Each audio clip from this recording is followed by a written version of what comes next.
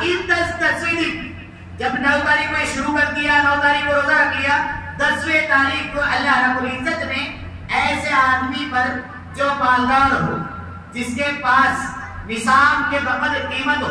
अब निसाब 2 तरीके का होता है, बहुत ध्यान से सुनते चलो। निसाब एक होता है ज़कात का, एक होता है सदक़े फित्र का। कुर्बानी के लिए कौन सा निसाब रहेगा? ज़कात वाला रहेगा या उसको सदक़े फित्र वाला रहेगा? तो समझ लीजिए दोनों के निसाब में फर्क है।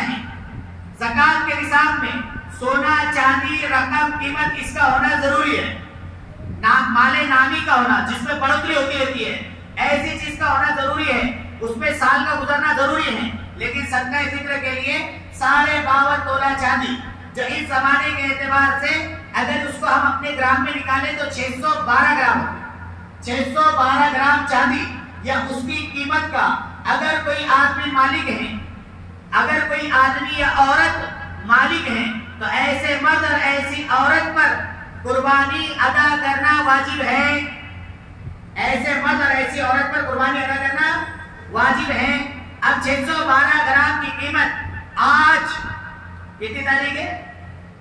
23 अंग्रेजी के एतबार से आज की तारीख का जो रेट है चांदी का, वो औरंगाबाद का 75 रुपये ग्राम है। अगर उसको 612 ग्राम से जोड़ा जाता है तो 43,758 रुपये हो गए। 43,758 आज करें। चांदी का रेट घट रहा है, बढ़ रहा है। पिछले हफ्ते कहेंगे कि 38,000 36,000 बताए थे, तब रेट कुछ और था, अब रेट बढ़ा हुआ है। हो सकता है 10 तारीख तक के और भी रेट घट जाए। इसलिए मिनिमम 40,000 तक का अगर कोई मालिक है, ऐसे आदमी के लिए कुर्बानी अदा करना वाजिब है। ना अदा करने वाला गुनाहगार है, और ऐसा गुनाहगार है कि रसूलुल्लाह सल्लल्लाहु अलैहि वसल्लम ने फरमाया, ऐसा आदमी जो इस्तेताअत के बावजूद, कुव्वत के बावजूद, ताकत के बावजूद कुर्बानी ना अदा करे, वो हमारे ईदगाह में ना आए। और ईदगाह में मुसलमानों के अलावा दूसरों को आने की मुमानात है। अंदाजा लगा लो अल्लाह के नबी सल्लल्लाहु अलैहि वसल्लम क्या कहना चाह रहे हैं। हमारे ईदगाह में ऐसा आदमी ना आए जिसके ऊपर कुर्बानी वाजिब है। कर दिए थे ना आपने पिछले साल अपनी तरफ से, कर दिए थे रसूलुल्लाह की तरफ से। पहला हिस्सा रसूलुल्लाह की तरफ से रखेंगे, दूसरा वाला अपनी तरफ से रखेंगे, तीसरा वाला बीवी की तरफ से रखेंगे, उसके बाद में बच्चों को तरतीब से चल रहा। बोले मुफ्ती साहब अपना तरतीब से चलता, बिल्कुल नहीं चलता, बिल्कुल नहीं। जिस आदमी पे कुर्बानी वाजिब है, अगर वो आदमी वाजिब होने के बावजूद कुर्बानी अदा ना करे, दूसरों की तरफ से कुर्बानी अदा करे, तो ऐसा आदमी सख्त गुनाहगार है, अल्लाह का मुजरिम है। ऐसा आदमी सख्त गुनाहगार है, अल्लाह का मुजरिम है। अगर घर के अंदर दो लोग हैं, बीवी के पास जेवरात 40,000 तक के हैं, इसके पास रकम इतनी है, फिर रकम भी सुन लो, रकम भी सुन लो। ज़कात के लिए तो रुपया पैसा सोना चांदी शुमार कर दे, लेकिन कुर्बानी के लिए और सदक़े फित्र के लिए अपनी जरूरत से जायद जो सामान होगा, जरूरत से जायद जो सामान होगा, ऐसे सामान की भी कीमत लगाई जाएगी। और वो मिलाकर भी अगर 40,000 तक के जा रहा है, तो ऐसे आदमी को भी कुर्बानी अदा करना जरूरी होगा। अब यहाँ पर एक बात सुनो, बहुत ध्यान से सुनो। वो ये कि उलमा ने घर का फर्नीचर, ऐसे कपड़े जो कभी इस्तेमाल में नहीं आते, जैसे शादी की शेरवानी, शादी के दिन पहन लिया, 10-20 हजार की बना के बाद में पहनता नहीं, ऐसे कपड़े जो कभी इस्तेमाल में नहीं आते और वो पड़े हुए हैं, ऐसों की कीमत भी शुमार की जाएगी। और वो सारी कीमत को शुमार करके अगर ये 40 और 42 हजार का मालिक बन रहा है, ऐसे आदमी के लिए कुर्बानी अदा करना वाजिब है। और न करने वाले के बारे में कह दिया कि हमारे ईदगाह में आने से ऐसे आदमी ने, हमारा उसका इस्लाम से कोई ताल्लुक नहीं है। ये रसूलुल्लाह सल्लल्लाहु अलैहि वसल्लम की बताई हुई बातें बता रहा हूं मैं आपको, ये रसूलुल्लाह सल्लल्लाहु अलैहि वसल्लम की बातें बता रहा हूं। आपने साफ तौर पर कह दिया है, हम लोग इस चीज पे गफलत में हैं। कुर्बानी कई साल गुजर जा रहे हैं, कई साल गुजर गए, कुर्बानी अदा नहीं कर रहे हैं। सुन लो कुर्बानी का मसला।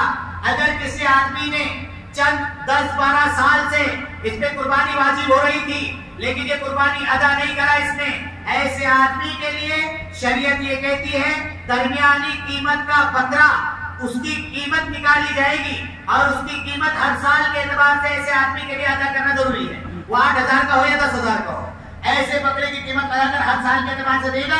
और अगर ऐसी हालत में दुनिया से चला गया कि कुर्बानी के वाजिब इसके जिम्मेवार थे, तो अल्लाह रब्बुल इज्जत की इसके सख्त नाराजगी का सामना करना पड़ेगा। और अल्लाह क्या फैसला करेगा, अल्लाह ही जानता है।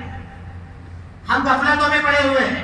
कुर्बानी बहुत सारे आके होशियारियां दिखाते और क्या बोलते मालूम, उलमा को चाहिए हालात जो है ना वैसे रहे, आप कीमत सबका करने को ना गरीबों को फायदे होंगे। कहा कुर्बानी हम फुल बात बैठे। याद रखो कुर्बानी का फायदा अल्लाह क्या जानते हैं, अल्लाह का हुक्म है, इब्राहिम अलैहिस्सलाम का अमल है, और हमसे कह दिया गया कि करो, तो हमें चू चला करने की कोई इजाजत नहीं है। हमें कोई चू चला करने की इजाजत नहीं है। हम में से बहुत सारे ऐसी बातें करते हैं, ऐसी बातें करने अपने वाले अपने ईमान की खैर बनाए। डर इस बात का है कि ऐसे लोगों का ईमान पे अल्लाह सल्ब न कर ले। अपनी जुबानों पर ऐसे जुमले लाने से पहले, इस तरह की बातें कहने से पहले 10 मरतबा सोचना चाहिए कि पता नहीं मेरी जुबान से कल में कुफ्र तो नहीं निकल जा रहा है, कि अल्लाह मेरा नाराज तो नहीं हो जा रहा है। इसलिए मेरे भाइयों, कुर्बानी का अदा करना वाजिब है, कुर्बानी के सिलसिले में गफलत में नहीं। अगर हाँ सोचने की बात यह है कि अगर आदमी इतना ही गरीब है, अरे 2 टाइम की कमाने वाला